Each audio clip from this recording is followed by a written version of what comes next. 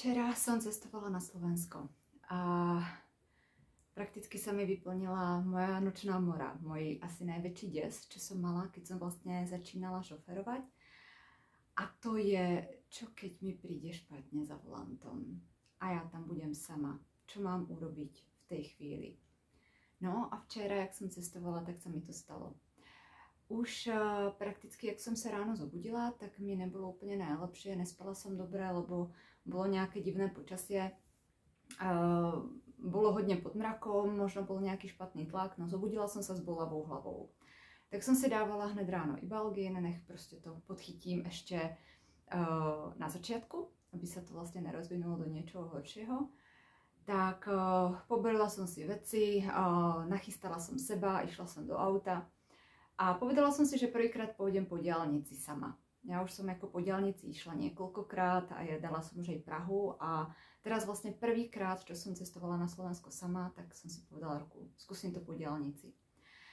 No, tak jak som vlastne vyšla za Brno, tak som začala cítiť, že ako není mi úplne najlepšie, ako stále cítim trošku tú hlavu, že ako stále nejak bolí, aj keď som si vlastne dala ten prášek. A začala som cítiť, že mi nejak divne skrúca žalúdok, že proste ako není mi úplne najlepšie. A do toho po chvíľke mi začali také divné pocity, že strašne ako špatne vnímam to, čo vidím. Všetko je také nejaké divne akoby v hmle. Najskôr som si hovorila, že to bude asi tým, jak je pod mrakom, že asi proste fakt ako sa mi blbo pozerá. Lenže ono sa to začalo zintenzívňovať, že to zrazu bolo také ako hodne nepríjemné, mala som potrebu oči zatvárať, do toho som začala mať taký pocit, ako by som vlastné telo prestávala vnímať, že vlastne nejsem úplne schopná nejak ako dobre vnímať to, čo mám za tým volantom robiť. A vtedy som si uvedomila, že aha, mne sa asi spúšťa migréna, takže čo teraz? Videla som tam vlastne prvý zjazd, bol niekde do Židlochovic a hovorím si, že asi tam úplne sjíždět nebudu, lebo ja vlastne v Židlochovicích som v živote nebola, takže neviem úplne ani, kde tam by som potom hľadala nejaké miesto na zaparkovanie. Tak som si povedala, že skúsim počkať až do nejakého zjazdu na benzínku, lenže medzičasom sa to začalo zhoršovať, že fakt už mi nebolo dobré, úplne som mala pocit, že snáď ako mi bude špatne od žalúdku. Tak len som sa modlila, aby čo najskôr tam ten nejaký zjazd bol. Tak podarilo sa mi teda hned na najbližšej benzínke to nejak zaparkovať. No a teraz, že čo budem robiť? Jako presne toto sa mi deje, čo som nechcela, aby sa mi dialo. Takže som si to asi krásne aj privolala. No, tak prvá vec bolo, že som volala teda priateľovi, ktorý ani neviem, čo som očakávala, jestli proste ako príde ma zachrániť a proste odviezť domov, alebo čo, neviem, proste mala som potrebu to s niekým zdieľať. Takže dostala som radu, ideálne keď mám migrénu, proste snažiť sa to zaspať. To mi vždycky fungovalo úplne najlepšie. Tak som dostala radu, aby som si proste sadla na vedľajšie sedadlo a skúsila to zaspať. Ja vlastne to som ešte nepovedala, že aby som sa trošičku akoby z toho akoby tranzu, čo vlastne na mňa išiel taký ten stav, že som mala problém vnímať vlastné telo, tak som si ako stiahla topení, kúrenie.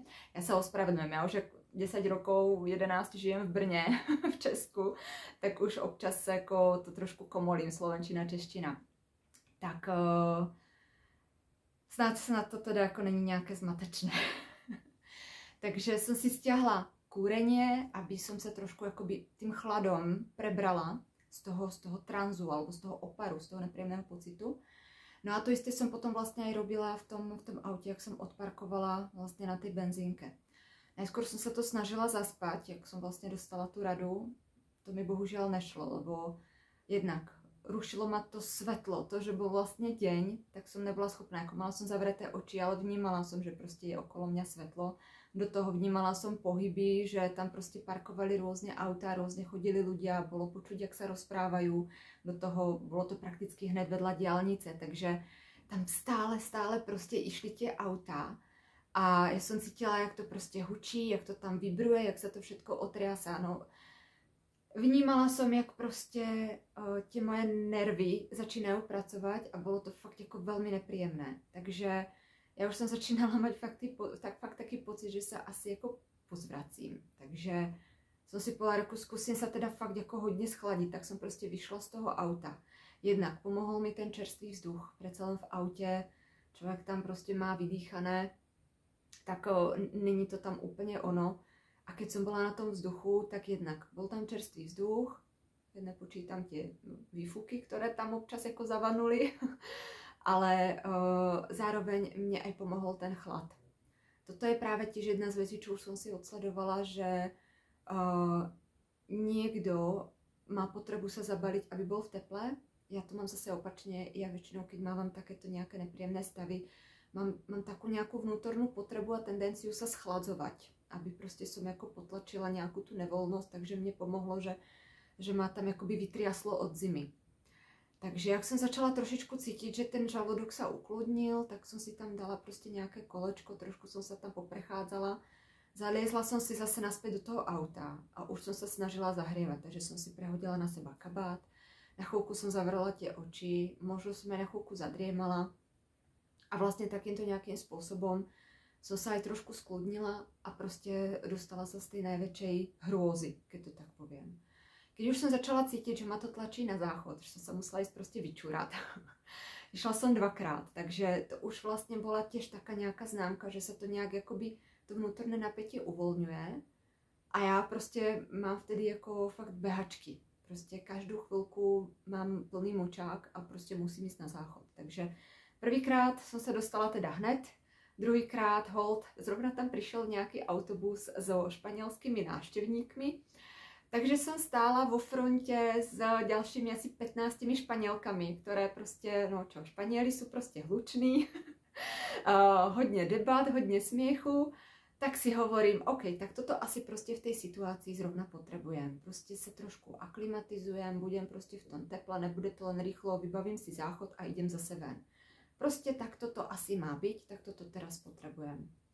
Medzičasom Španělka jedna, čo stála predo mnou, ešte sme sa začali aj spolu rozprávať, pochválila mi, že mám krásny kabát, takže vo finále vlastne to bola aj príjemná skúsenosť, príjemný rozhovor. A ja už potom vlastne, keď som odchádzala odtiaľ, tak vlastne mi začalo už aj povolovat ten žalúdok. Už občas mi tam aj v ňom škrklo. Takže som už cítila OK, tak fakt to napätie už prostě odchádza, tak môžem skúsiť sadnúť zase za ten volant a môžem prostě zase niekam pokračovať kúsok ďalej. Nešla som úplne sama, zavolala som teda partnerovi, nech ho mám aspoň jako na dráte, keby náhodou niečo, nech je tam aspoň táto komunikácia.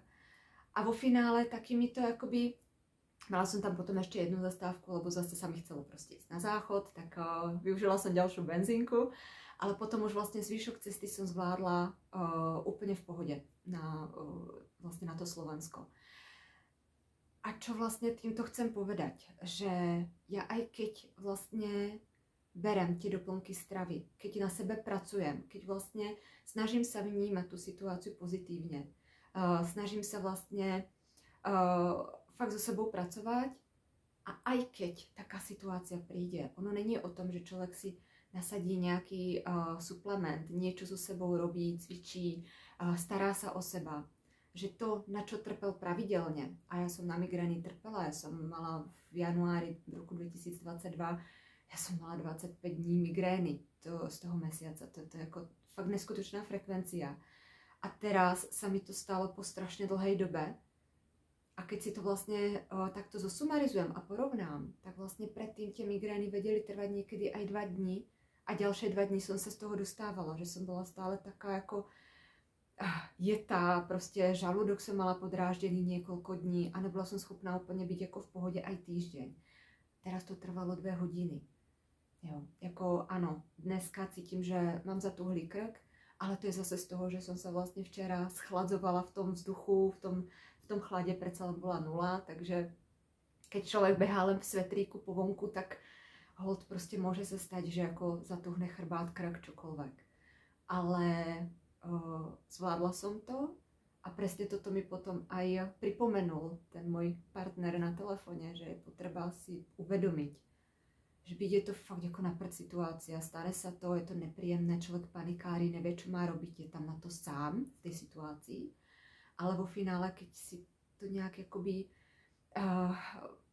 utriedí, nejak to zvládne, nejak prostě tu situáciu prekoná, tak je potreba se za to pochváliť. A já se za to fakt chválím, že jsem to zvládla, byla jsem na to sama a prostě aj tak jsem tu trasu potom dala. Došla jsem na to Slovensko, jsem tu a vlastně dneska normálně fungujem. Ještě včera jsem byla schopná vlastně dát si stretnutie s kamarátom, takže prakticky vidím tam ten rozdíl, že aj keď sa to stalo, nebylo to natoľko intenzívne, neodrovnalo ma to tak, jak to bylo vlastně před tými 2 rokmi a hlavně trvalo to fakt o mnoho kratšiu dobu. Takže v tomto vidím vlastně ten benefit aj toho, že som vlastně začala na sebe pracovať.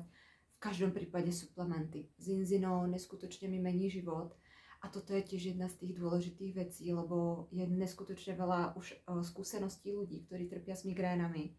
A Zinzino im s tým pomohlo. Prostě užívanie omega-3 masných kyselín, dať si do poriadku črevný mikrobióm, výživa, hej, dodávať tie vitamíny, minerály, fytonutrienty, všetko to, čo telo prostě potrebuje zo stravy, tak toto, keď vlastne tam začnete doplňať, tak človek to začne vnímať a dôležité si to vlastne uvedomiť, že tam je aj takýto úspech.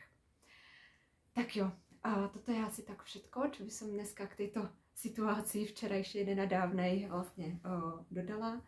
Takže pokiaľ trpíte na migrény a chcete s tým niečo robiť, obťažuje vás to, dajte mi vedieť, môžeme to spolu prebrať, môžeme vlastne vymysleť to, čo by pre vás bolo najvhodnejšie a prostě to nějak skonzultovať. Tak jo, majte sa moc krásne a zase niekedy na budúce.